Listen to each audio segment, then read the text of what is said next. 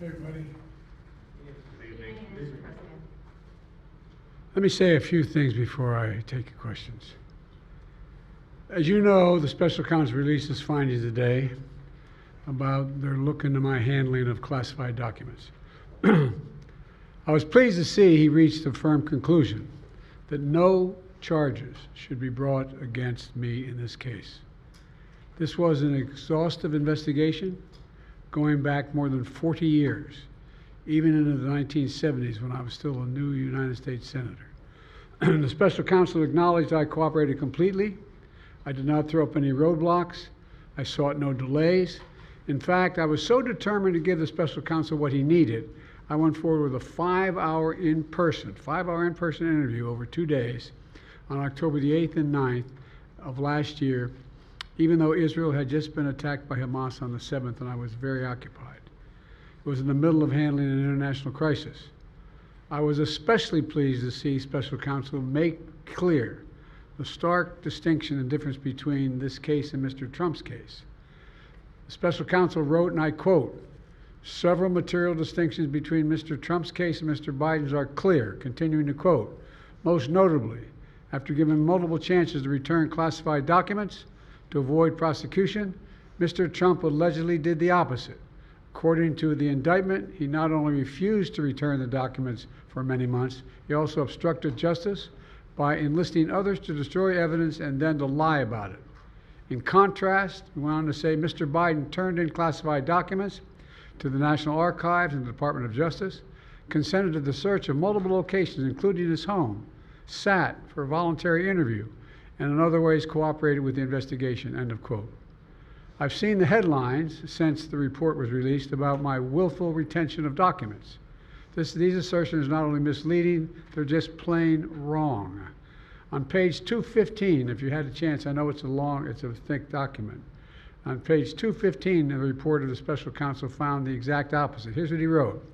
"There is in fact a shortage of evidence that I willfully retained classified materials related to Afghanistan." On page 12, the special counsel also wrote for another documents, "The decision to decline criminal charges was straightforward. The evidence suggests that Mr. Biden did not willfully retain these documents. The evidence said I did not willfully retain these documents. In addition, I know there's some attention paid to some language in the report about my recollection of events. There's even reference that I don't remember when my son died. How in the hell dare he raise that? Frankly, when I was asked the question, I thought to myself, it wasn't any of their damn business. Let me tell you something. Some of you have commented, I wear since the day he died, every single day, the rosary he got from Our Lady of... Every Memorial Day we hold a service remembering him, attended by friends and family and the people who loved him. I don't need anyone to remind me when he passed away or passed away. Simple truth is I sat for a 5-hour interview over 2 days of events going back 40 years. At the same time I was managing an international crisis, their task was to make a decision about whether to move forward with charges in this case. That was their decision to make. That's the counsel's decision to make. That's his job. And they decided not to move forward. For any extraneous commentary, they don't know what they're talking about. It has no place in this report. The bottom line is the matter is now closed. I'm going to continue what I've always focused on, my job of being President of the United States of America. Now, thank you, and I'll take some questions. President Biden, something the special counsel said in his report is that one of the reasons you were not charged is because, in his description, you are a well-meaning elderly man with a poor memory. I'm well-meaning, and I'm an elderly man, and I know what the hell I'm doing. I've been president, and I put this country back on its feet. I don't need his recommendation. It's totally out. How bad is your memory, and can you continue as president? My memory is so bad I let you speak. That's Do you my feel your memory has gotten worse, Mr. No, look, President? my memory is not good. My memory is fine. My memory, take a look at what I've done since I become president. None of you thought I could pass any of the things I got passed. How'd that happen? You know, I guess I just forgot what was going on. Mr. President. Voters have concerns about your age. How are you going to assuage them? And do you fear that this report is only going to fuel further concerns about your age? Only by some of you. Mr. Mr. President, You were cleared of criminal Mr. liability President, today, Mr. but President. do you take responsibility for at least being careless with classified material? I take responsibility for not having seen exactly what my staff was doing.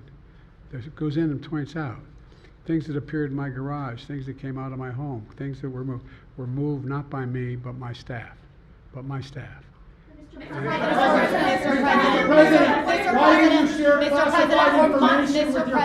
Mr. President, for months when you were asked about your age, you would respond with the words, "Watch me." Watch Many me. American people have been watching, and they have expressed concerns about your age. That is They- your judgment.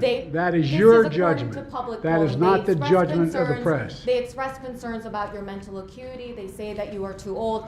Mr. President, in December, you told me that you believe there are many other Democrats who could defeat Donald Trump. So why does it have to be you now? What is your Because answer I'm to the that most question? qualified person in this country to be president of the United States and finish the job I started. Do you believe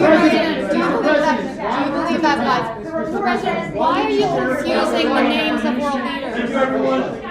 I did not share classified information. I did not share it. With your ghostwriter. With my ghostwriter, I did not. Guarantee you did not. But What the the, special counsel said well, it. no, he did not say that. He did not say that. Mr. President. Well, let me answer your question. The fact of the matter is, what I didn't want repeated, I didn't want him to know, and I didn't read it to him, was I had written a long memorandum to President Obama why we should not be in Afghanistan. And I was multiple pages.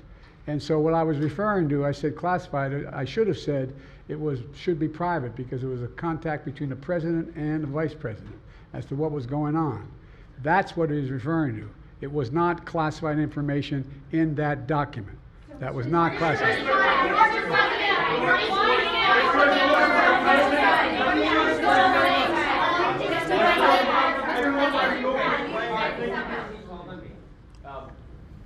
When you look back at this incident, is there anything you would do differently now? And do you think that a special prosecutor should have been appointed in the first place in both of these cases? First of all, what I would have done is oversee the transfer of the material that was in my office, in my offices. I should have done that. If I go back, I didn't have the responsibility to that. That was my staff was supposed to do that, and they referenced that in the report. And my staff did not do it in the way that, for example, I didn't know how half the boxes got in my garage until I found out staff gathered them up, put them together, and took them to the garage in my home. And all the stuff that was in my home was in filing cabinets that were either locked or able to be locked. It was in my house. It wasn't out in, like in Mar-a-Lago, in a public place where, and none of it was high classified. Didn't have any of that red stuff on it. You know what I mean, around the corners? None of that. And so I wish I had paid more attention to how the documents were being moved and where. I thought they were being moved to the archives. I thought all of it was being moved. That's what I thought. Now, what was the last part of your question? Whether a special counsel should have been appointed in this case and in the case of your rival president, former president. I think a special counsel should have been appointed, and the reason I think a special counsel should have been appointed is because I did not want to be in a position that they looked at Trump and weren't going to look at me, just like they looked at the vice president. And the fact is they made a firm conclusion. I did not break the law, period. Thank you all very, very much.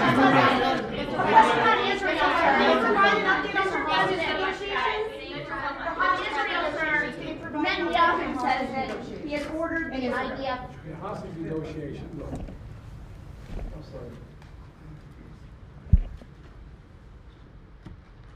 I'm of the view, as you know, that the conduct of the response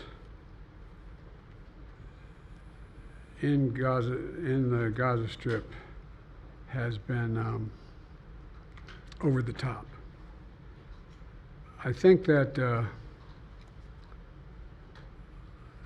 as you know, initially the president of Mexico, Sisi, did not want to open up the gate to allow humanitarian material to get in. I talked to him. I convinced him to open the gate. I talked to Bibi to open the gate on the Israeli side. I've been pushing really hard to get humanitarian assistance into Gaza.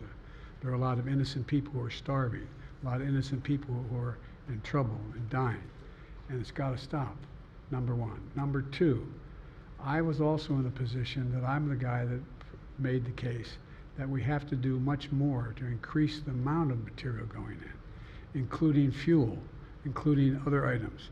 I've been on the phone with the Qataris, I've been on the phone with the Egyptians, I've been on the phone with the Saudis to get as much aid as we possibly can into Gaza. There are innocent people, innocent women and children who are also in badly in need of help. And so that's what we're pushing. And I'm pushing very hard now to deal with this hostage ceasefire because, I've been working tirelessly in this deal. How can I say this without revealing it? To lead to a sustained pause in the fighting, in the actions taking place in the Gaza Strip. And because I think if we can get the delay for that, the initial delay, I think that we would be able to extend that so that we could increase the prospect that this fighting in Gaza changes. There's also negotiations. You may recall, in the very beginning, right before Hamas attacked, I was in contact with the Saudis and others to work out a deal where they would recognize Israel's right to exist, make them part of the Middle East, recognize them fully in return for certain things that the United States would commit to do. And the commitment that we were proposing to do related to two items. I'm not going to go in detail, but one of them was to deal with the protection against their arch enemy to the northwest, northeast, I should say. The second one, by providing ammunition and material for them to defend themselves. Coincidentally, that's the time frame when this broke out. I have no proof what I'm about to say, but it's not unreasonable to suspect that the Hamas understood what was about to take place and wanted to break it up before it happened. Mr. What